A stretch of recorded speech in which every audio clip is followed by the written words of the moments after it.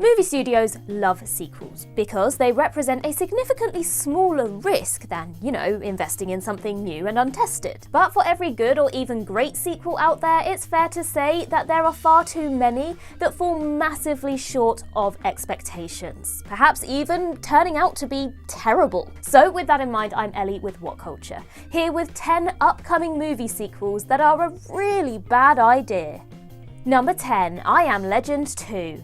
Discussions about a sequel to 2007's I Am Legend have been in the works for around 15 years, but the filmmakers massively shot themselves in the foot with the original movie's atrocious theatrical ending. The ending saw Will Smith's protagonist, Dr. Robert Neville, sacrificing his life to preserve the cure to the Crippen virus, after test audiences rejected the infinitely superior original ending where Neville survived. As such, a prequel to I Am Legend was originally on the cards, but last year Warner Bros. Confirmed that the new movie would indeed be a direct sequel, with Will Smith set to reprise his role. At first, many fans understandably assumed that Smith would appear in flashbacks, but just recently returning screenwriter Akiva Goldsman confirmed that the sequel would be disregarding the first film's theatrical ending and embracing the alternate one instead. While it is a growing trend for belated sequels to disregard certain parts of canon that they don't like, such as the new Halloween trilogy disregarding that glut of sequels,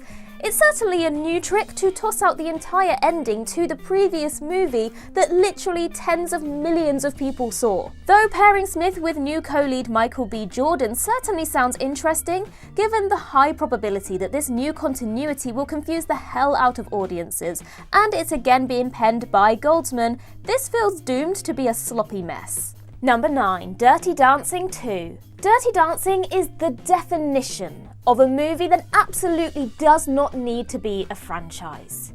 But when a movie is that culturally impactful and grosses over $200 million on a $4.5 million budget, of course attempts are going to be made. Yet 2004's prequel, Dirty Dancing Havana Nights, which saw Patrick Swayze return in mere cameo form while co-star Jennifer Grey was nowhere to be seen, was a critical and commercial flop. Evidently, audiences weren't interested in anything but seeing Johnny and Baby back together again. So the recent announcement of a direct sequel to the original, with Grey set to reprise her role, immediately invited a ton of skepticism. Even with the reliable Jonathan Levine set to direct, the void left by Patrick Swayze's unfortunate absence, having passed away almost 15 years ago, makes it tough to get even remotely enthusiastic about this. Dirty Dancing was a one-and-done, flash-in-the-pan success that remains beloved by millions to this very day.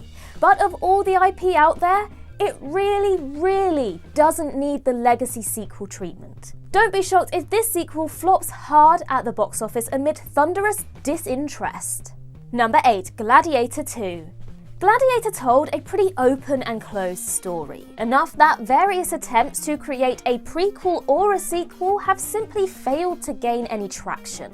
But in 2017, Scott renewed his efforts to produce a follow-up, later confirming that it would take place years later and focus on Lucilla's son Lucius becoming emperor. Back in January, the currently unnamed sequel was confirmed to be gearing up for production for a November 22, 2024 release, with the recently Oscar-nominated Paul Mescal signed to play an adult version of Lucius. As much of an impressive workhouse as the 85-year-old Ridley Scott is, the man's track record for sequels and prequels isn't great. Hannibal, Prometheus, and Alien Covenant, anyone? Everybody wants this to be great, but given that it's coming almost a quarter century after the original, which tied things up pretty neatly no less, it is hard to get particularly enthusiastic. Number 7, I Know What You Did Last Summer 3. To be fair, there are technically already 3 entries into the I Know What You Did Last Summer franchise, as the 2 original films were followed by 2006's direct-to-video follow-up I'll Always Know What You Did Last Summer. The threequel was, however, completely unrelated to its predecessors and made such little impact that probably only die-hard fans of the series are likely aware of its existence. But recently, Sony announced that a legit threequel was in the works, a direct sequel to the original 2 Jennifer Love Hewitt and Freddie Prinze Jr. starring movies. Even with the solid Jennifer Caton-Robinson tapped to direct and 90s nostalgia hitting its peak right now, it's tough to see this announcement as anything more than Sony lazily attempting to cash in on the horror legacy sequel boom. But Halloween and Scream are basically the genre outliers that have pulled it off well, and as commercially successful as the original I Know What You Did Last Summer was, it doesn't carry nearly the same amount of cultural cachet as the aforementioned franchises. More to the point, sequel I Still Know What You Did Last Summer flopped at the box office back in 1998, and the recent Amazon series was cancelled after a single season, so Sony may be vastly overestimating how much people actually care about these films. Number 6. Mufasa: The Lion King. 2019's live-action remake of The Lion King didn't go down swimmingly with critics, but grossed a stonking $1.66 billion worldwide, which ensured that the House of Mouse were quickly pursuing any sort of follow-up. By late 2020, the great Barry Jenkins was attached to direct a prequel-sequel hybrid focused on a younger Mufasa and Scar, which would adopt the Godfather 2 formula of cutting back between the past and events following the first movie. Jenkins is already deep into production of the sequel, which will see Seth Rogen, Billy Eichner and John Carney reprise their roles as Pumbaa, Timon and Rafiki, while Aaron Pierre and Kelvin Harrison Jr. will portray the younger Mufasa and Scar. This doesn't really feel like a movie made out of creative necessity because somebody had a really interesting story to tell, more Disney wanting a sure thing box office smash. Number 5. The Exorcist. William Friedkin's The Exorcist is one of the greatest horror films of all time, but the 2 sequels and prequels that followed?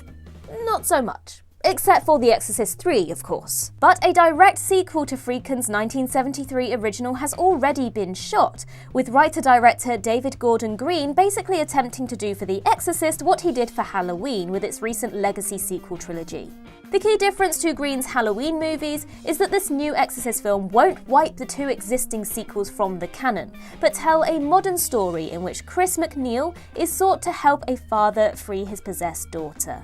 It's incredibly easy to be skeptical about this legacy sequel given how quickly Green's Halloween movies nosedived in quality. The knowledge that Green is also planning 2 additional Exorcist movies doesn't exactly quell concerns, and overall, it's tough to believe that these new movies will be anything beyond generic supernatural horror flicks that rely heavily on nostalgia to be successful. Number 4. Twisters. Twister may not have been a critical smash, but the 1996 epic disaster flick categorically tore up the box office, grossing almost $500 million against a $92 million budget. It is a huge surprise then that Universal didn't quickly pull the trigger on a sequel that reunited Helen Hunt and Bill Paxton for another go-around. A Twister sequel was first announced in 2020, with it being confirmed late last year that the follow-up will be a legacy sequel called Twisters, with Minari director Lee Isaac Chung set to helm a script written by Mark L. Smith. Twisters, which is set to start shooting in a few short weeks, will see Helen Hunt reprising her role as Dr. Joe Harding, while sharing the screen with the daughter of her and Paxton's characters, who follows in her parents' storm-chasing footsteps. Despite the solid behind-the-camera talent involved, this is a textbook case of a belated sequel that just took a little too long to come together. With Bill Paxton sadly passing away in 2017, his absence will be sorely felt in this movie, basically underlining the fact that it should have been made within 20 years of the original. This, combined with Chung's lack of experience with blockbuster filmmaking, Minari costing just $2 million, makes it incredibly easy to be skeptical about how this one turns out. Number 3. The Strangers 3, 4 and 5. Despite The Strangers Prey at Night posting an underwhelming critical and commercial performance, it still turned enough of an easy profit on its mere $5 million budget that not 1, not 2, but 3 sequels are currently being shot. Crazier still, all 3 movies are being shot back to back, with Rennie Harlin directing the lot and lead actress Madeleine Petsch set to star in the entire trilogy. Now, a third Strangers movie isn't an inherently bad idea, but committing to 2 additional sequels does seem a little bit like putting the horse before the cart, no? Plus, given that Rennie Harlin's filmography has been littered with critically panned duds for the last 20 years, is there much faith that he'll do anything interesting with these movies at all? With their evidently low budgets and the likelihood they'll forego theatrical releases in favour of being dumped on streaming, these projects feel less like worthy sequels and more like cynical attempts to extend the dubious Strangers brand. But it would be great to be wrong though.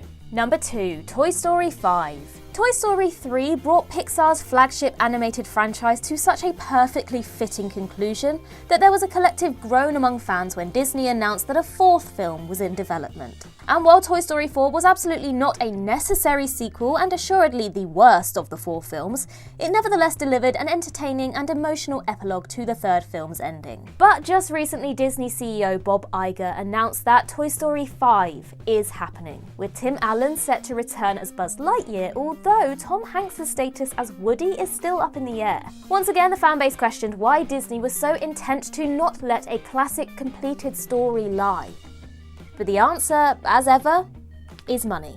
Toy Story 5 was confirmed in the same breath that Disney announced layoffs and losses, so it's tough not to view the announcement as a calculated attempt to make some easy profits, especially with all the accompanying merch sales that any Toy Story movie entails. A Toy Story reboot that's focused on a new brand of toys would be acceptable, but it does feel like flogging a dead horse to dust off Buzz and presumably Woody once again for yet another after-the-fact go-around. Disney, please just let things end. Number 1. Night of the Living Dead 2. Here's an especially weird one.